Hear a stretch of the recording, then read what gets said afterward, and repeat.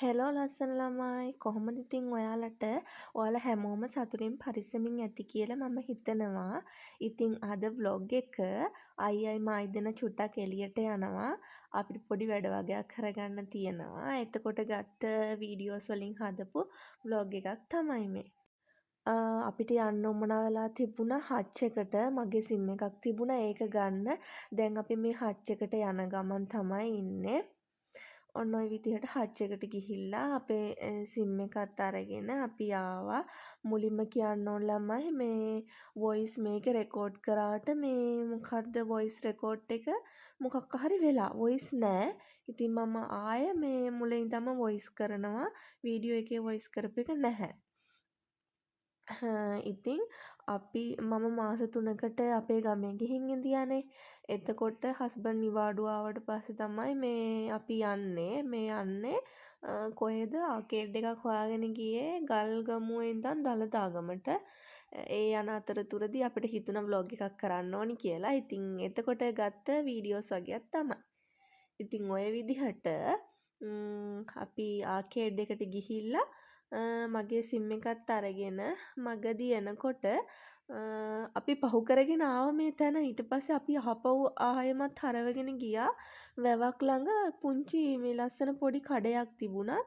මේ උණු උණු පොල් රොටි තෝසේ වඩේ අර සයිවර් වගේ හදන කඩයක්. ඉතින් අපි දෙන්න උදේට මුකුත් කාලා ආවෙත් නැති නිසා අයියා කිව්වා අපි මෙතනින් කමුන් කියලා. ඊට පස්සේ අපි මෙතෙන්ට කන්න ආවා. එයාලගේ එළියෙත් තියෙනවා ටේබල් දාලා. ඉතින් අපි එළියට ආවා හුලං වැදි වැදි කන්න. ඉතින් අපි ඕඩර් කරේ පොල් රොටි වලට ඒගොල්ලෝ කරීස් 3ක්ද 4ක්ද මන්ද දුන්නා. කොච්චි සම්බල් එකක් දුන්නා. ආය බිම්මල් එකක් දුන්නා. පරිප්පු දුන්නා. චිකන් කරි එකක් දුන්නා.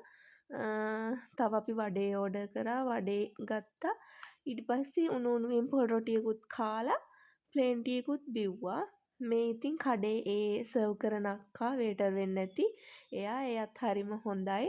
ඉතින් කියපුවා එකක්වත් රෙකෝඩ් වෙලා නැහැ. මම මෙයාගෙන් අහන්නේ මෙතන ලොකේෂන් එක එහෙම කොහෙද කියලා හරියටම ලොකේෂන් එක ඔයාලට කියන්න ඕන නිසා. ඒත් ඉතින් කියපුවා ඔක්කොම සවුන්ඩ් ගිහිල්ලා මේ රෙකෝඩ් වෙලා නැහැ. මේ ලොකේෂන් එක දැන් නම් මට ඇත්තටම මතක නැහැ. මේ වීඩියෝ එක කරේ අපි පෙබරවාරි මාසේ අයියා වැලන්ටයින් එකට කලින් ගෙදර එනකොට.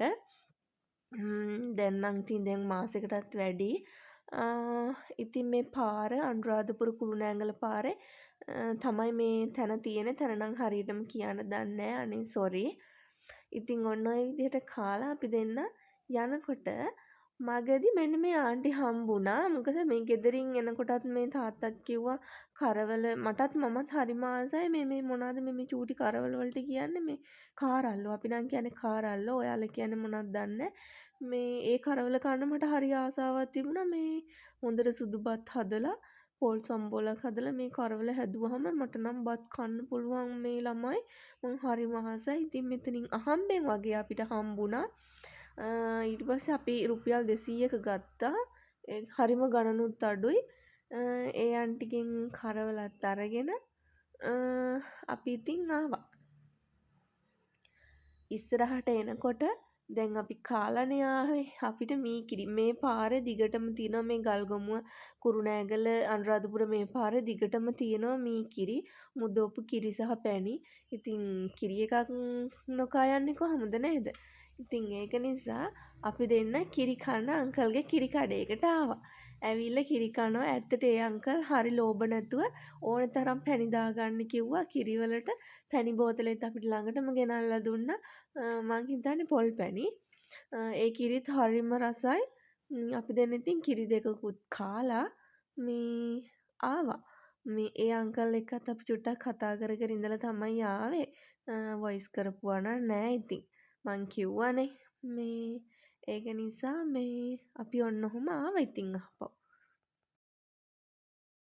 ගණනුත් හරිම ෂේප්. මේ පුංචි කිරි හට්ටියක් උනේ මං හිතන්නේ රුපියල් 100ක් වගේ. මට දැන් නම් මතක නැහැ. මේ පැණි දාගෙන ඕන තරම් පැණි දුන්නා. පැණි දාගෙන කාලා පැණි දාලා කිරි හට්ටියක් 150යිද කොහෙද ඒ වගේ ගණන් තමයි උනේ. හරි රසයි. අපි කොළඹින් කන කිරි වලට වැඩිය ඒවා නම් ඉතින් අර දවස් 2 3 තියාගන්න ඒවානේ. මේගොල්ලෝ මං ඇහුවා හැබැයි ඒගොල්ලෝ හදන කිරිද කියලා. මොකද ඒ පැත්තේ කට්ටිය කිරි හදන නිසා අංකල් නම් කිව්වා නැහැ මේ පොළොන්නරුවෙන් උදේට ලොරියක් ඇවිල්ලා ගෙනත් දානවා හවසට ඉතුරු වුණාම අරන් යනවා මේගොල්ලෝ එහෙමයි කියලා. හැබැයි හරිම රසයි. ඔයගොල්ලෝ ගියොත් අනිවාර්යෙන් කිරි එකක් කන්න. ඊට පස්සේ අපි එහෙමම ගල්ගමුවට ඇවිල්ලා මුලින්ම අයියා ගියේ ATM එකට. ATM එකට ගිහලා සල්ලිත් අරගෙන එයා මට කිව්වා දැන් වැලන්ටයින් එක එනවනේ වැලන්ටයින් එකට gift එකක් අරන් දෙන්නම් කියලා මට කැමති තැනකට යන්න කියලා කිව්වා. ඉතින් මම ගියේ විලාසිතායකට. ගල්ගමුවේ විලාසිතායි කිව්වහම කවුරුත් දන්නවනේ. ප්‍රැන්සි අයිටම්ස්, ඇඳුම් ඕන දෙයක් තියෙනවා ඒකේ.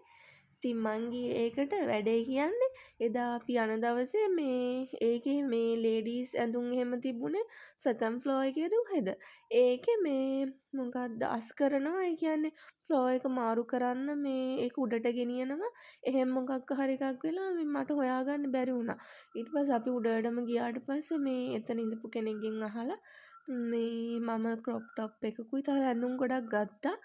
අරගෙන ඔන්න ඔය විදිහට තමයි ආවේ. ගත්ත ඇඳුම් වල වීඩියෝ එක නම් මම දාලා නැතුව ඇති මට මතකත් නැහැ. ඔව් මං ඒක නම් දාලා නැහැ. මොකද ඊට පස්සේ අපි දැන් උදේනේ ගෙදරිනුත් ආවේ. දැන් හොඳටම පරක්කු වෙලා හවස් වෙලා ඒක නිසා අපි ආයෙමත් කඩේට ගිහිල්ලා අපි තේ බිව්වා. අපේ හස්බන්ඩ් ඉතින් යන තැන තේ තමා තේ. ඉතින් ඕගොල්ලොන්ගෙත් ඒ වගේ තේ බොන්න ඒ තේ බොන ඒ වගේ හස්බන්ඩ් කෙනෙක් ඉන්නවද ඔයාලටත්? මගේ කෙනා නම් ඒ වගේ. ඉතින් ඊට පස්සේ ඔන්න ඔහොම අපි ඇඳුනුත් අරගෙන කඩේට ගිහලා තේත් බීලා අහපව ගෙදර යන්න පිටත් වුණා. ගොඩක්ම හවස් වෙලා. ඉතින් අද vlog එක හොඳයි නම් මගේ vlog එක ඉතින් guys අද vlog එක මෙතනින් එන් කරනවා. ඔයාලා හැමෝටම තෙරුවන් සරණයි.